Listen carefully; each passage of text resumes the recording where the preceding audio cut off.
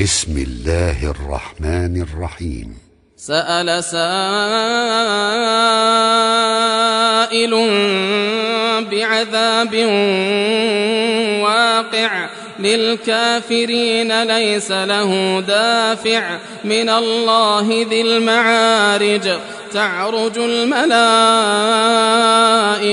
والروح إليه في يوم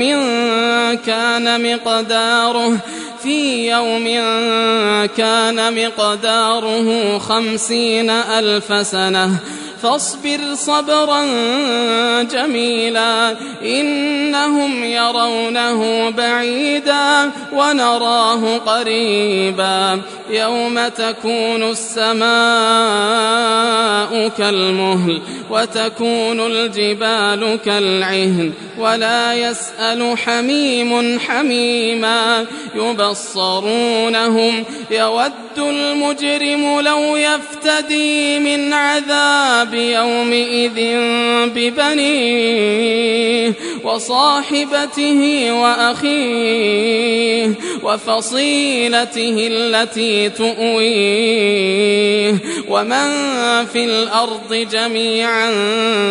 ثم ينجيه كلا إنها لظى نزاعة للشوى تدعو من أدبر وتولى وجمع فأوعى إن الإنسان خلق هلوعا إذا مسه الشر جزوعا وإذا مسه الخير منوعا إلا المصلين الذين هم على صلاتهم دائمون والذين في أموالهم حق معلوم للسائل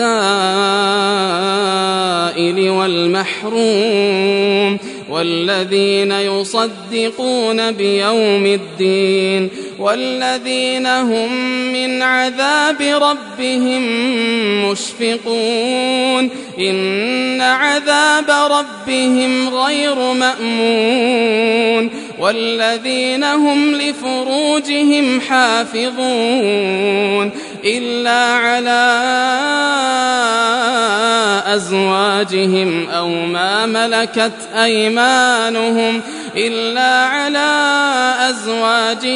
أو ما ملكت أيمانهم فإنهم غير ملومين فمن ابتغى وراء ذلك فأولئك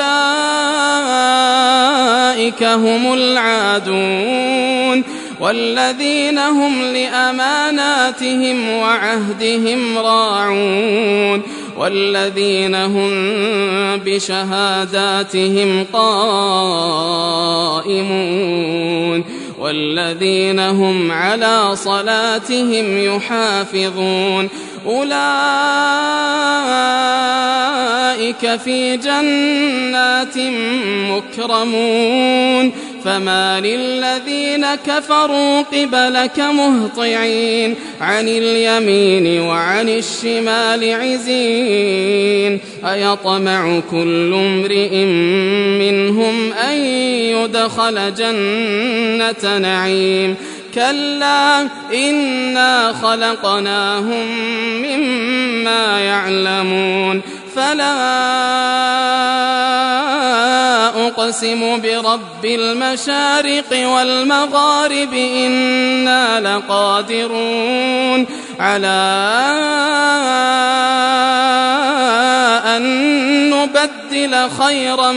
منهم وما نحن بمسبوقين فذرهم يخوضوا ويلعبوا حتى يلاقوا يومهم الذي يوعدون يوم يخرجون من الأجداث سراعا كأنهم إلى نصب يوفضون خاشعة أبصارهم ترهقهم ذلة ذلك اليوم الذي كانوا يوعدون